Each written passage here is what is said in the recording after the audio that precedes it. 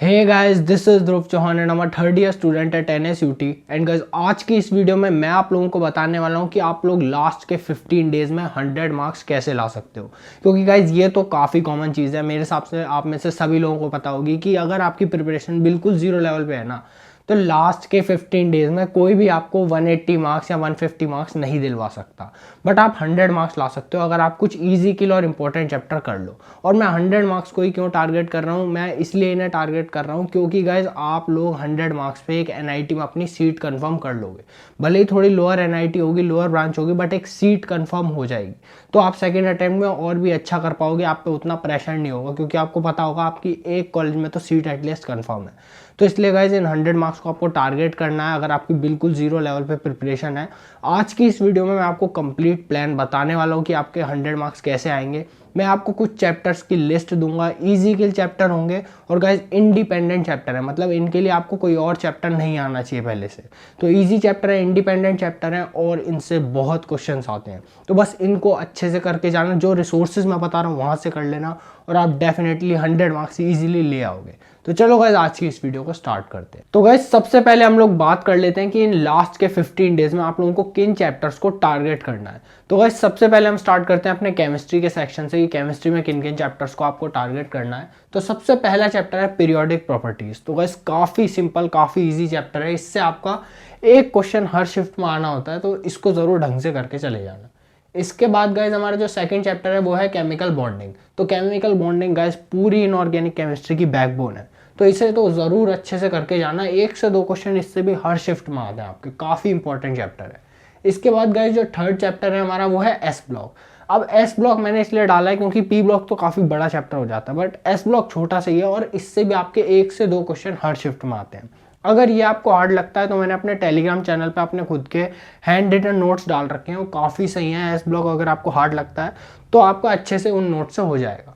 अब मेटलर्जी है गाइज हमारा 4th चैप्टर, ये भी काफ़ी सिंपल चैप्टर है इनऑर्गेनिक केमिस्ट्री का, बस आपको अच्छे से रट लेना है। एक क्वेश्चन इससे भी आपका आना ही आना होता है और इसके PYQ ज़रूर कर लेना, ज़्यादातर उन्हीं में से क्वेश्चन रिपीट होता है। और अगर आपको मेटलर्जी भी हार्ड लगता है तो भी मैंने इसके भी अपने हैंड रिटन नोट्स अपने टेलीग्राम चैनल पर डाल रखे हैं, आपको लिंक डिस्क्रिप्शन में मिल जाएगा। आप इन दोनों को तो अच्छे से उनसे कर ही सकते हो। अब गाइज जो 5th चैप्टर है वो है GOC। तो GOC गाइज पूरी ऑर्गेनिक केमिस्ट्री की आपकी बैकबोन है, तो इससे आपके 1 से 2 क्वेश्चन आने ही आने हैं और अभी रिसेंटली JEE मेंस में इससे काफ़ी ज़्यादा क्वेश्चन आ रहे हैं, तो GOC ज़रूर ढंग से करके जाना। अब गाइज जो हमारा 6th चैप्टर है वो है कोऑर्डिनेशन कंपाउंड। तो पूरी केमिस्ट्री में सबसे ज़्यादा इंपॉर्टेंट और JEE मेंस वालों का सबसे फेवरेट चैप्टर यही है।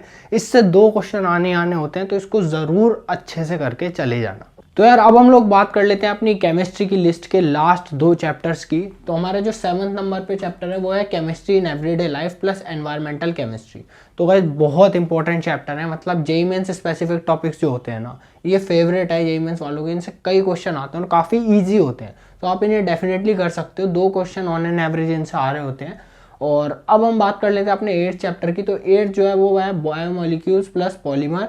इनसे आपके 1 से 2 क्वेश्चन आ रहे होते हैं, कई बार स्ट्रक्चर बेस्ड क्वेश्चन भी आ जाते हैं, तो इसलिए स्ट्रक्चर्स को भी अच्छे से करके जाना। अब गाइज मैंने केमिस्ट्री में 8 चैप्टर इसलिए इंक्लूड करे हैं क्योंकि केमिस्ट्री में हमें ज़्यादा करना है। केमिस्ट्री में क्योंकि कई बच्चों को लग सकता है भैया 8 चैप्टर आपने केमिस्ट्री में कर दिया, फिजिक्स और मैथ में भी 8-8, तो ये तो बहुत सारे चैप्टर हो गए।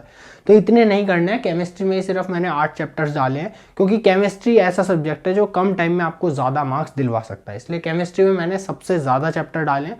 बाकी मैथ्स और फिजिक्स में कमी है। तो चलो गाइज अब हम चलते हैं अपने फिजिक्स के सेक्शन पे। तो गाइज अब हम लोग बात कर लेते हैं कि फिजिक्स में किन चैप्टर्स को आप लोगों को टारगेट करना है। तो गाइज फिजिक्स में सबसे पहला तो हमारा है KTG प्लस AC। तो गाइज दोनों ही काफी छोटे और काफी इंपॉर्टेंट चैप्टर्स हैं, तो इनसे 2 क्वेश्चन आपके आने ही आने होते हैं, काफी इजी चैप्टर्स हैं, आप इन दोनों को इजीली कर लोगे। अब गाइज सेकंड चैप्टर है करंट इलेक्ट्रिसिटी। थोड़ा बड़ा चैप्टर है बट गाइज इजी है, अगर आप स्टार्टिंग से इसे बेसिक से करोगे तो काफी आसानी से आपका हो जाएगा।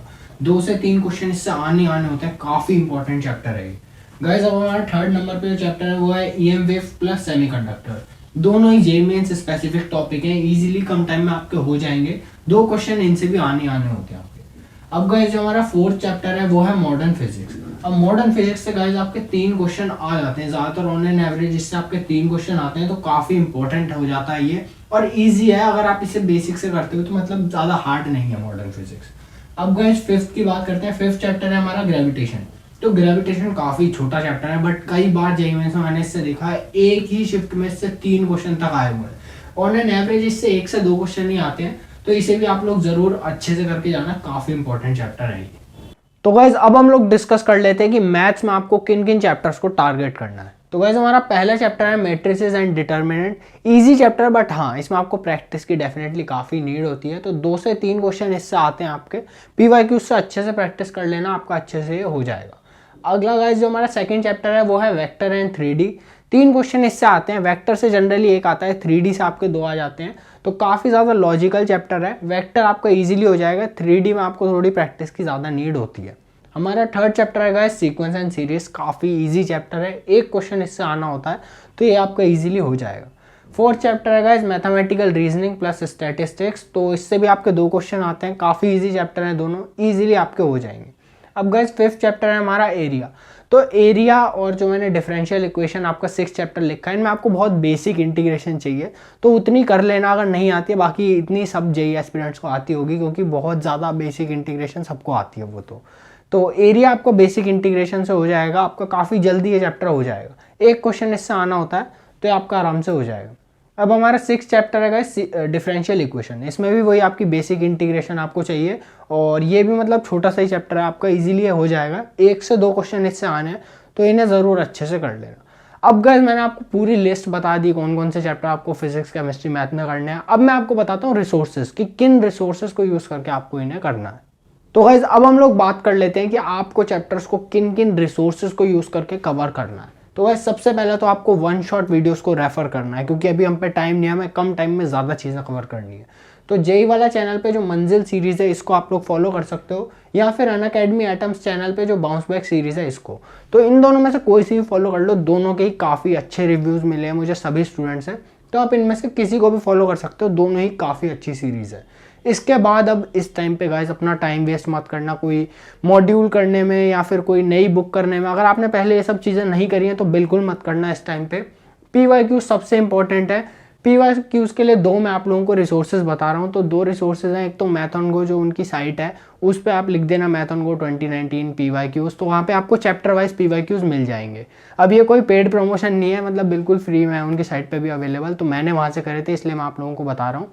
और बाकी दिशा पब्लिकेशन की भी एक बुक आती है, उसमें आपको शायद 40 या 50 ईयर्स के कुछ पीवाईक्यूज मिल जाते हैं, तो वो बुक भी काफ़ी अच्छी है, आप वहाँ से भी कर सकते हो।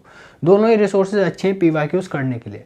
अब बात यह है कि आपको कितने साल तक के एटलीस्ट करके जाने हैं, तो मैं कहूँगा अगर टाइम बहुत ही कम है तो 2021 और 2022 के तो सारे पीवाईक्यूज करके चले जाना, इनका पैटर्न काफ़ी आपका सिमिलर होगा 2023 से।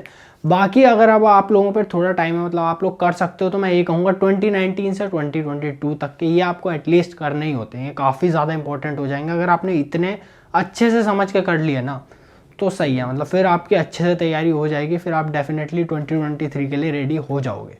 और पीवाईक्यूज में ये मत करना गाइस कि कई बच्चे करते हैं कि मतलब जल्दी जल्दी करने के लिए कर रहे हैं, उनको अच्छे से समझ के करो, भले ही कम क्वेश्चन करो बट उन्हें अच्छे से समझ के करो, मैं आप लोगों को यही चीज़ कहूँगा।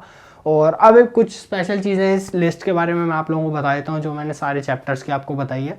तो गाइस मैंने 100 मार्क्स के लिए आप लोगों को बोला है कि 100 मार्क्स आ जाएंगे आपके, बट इस लिस्ट से जो आपके टोटल क्वेश्चन होंगे ना वो एटलीस्ट 120 मार्क्स के तो इससे आने ही है क्वेश्चंस।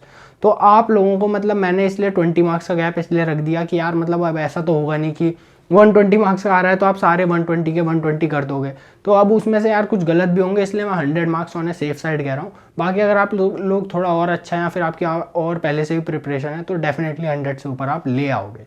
बस इसको जो भी मैंने आपको चैप्टर्स की लिस्ट दी है और जो रिसोर्सेज बताई हैं इनको यूज़ करके अच्छे से अपना सिलेबस कंप्लीट करो।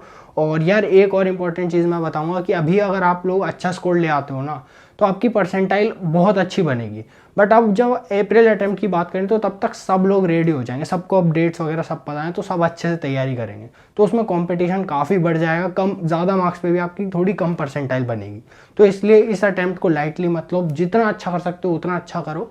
तो ऑल द बेस्ट यार सबको। और अगर ये वीडियो अच्छी लगी हो तो वीडियो को लाइक कर दो, चैनल पर पहली बार आए हो तो सब्सक्राइब कर दो, और नोट्स या फिर शॉर्ट नोट्स डाउनलोड करने के लिए हमारे टेलीग्राम चैनल को ज्वाइन कर लो और वहाँ से डाउनलोड कर लो।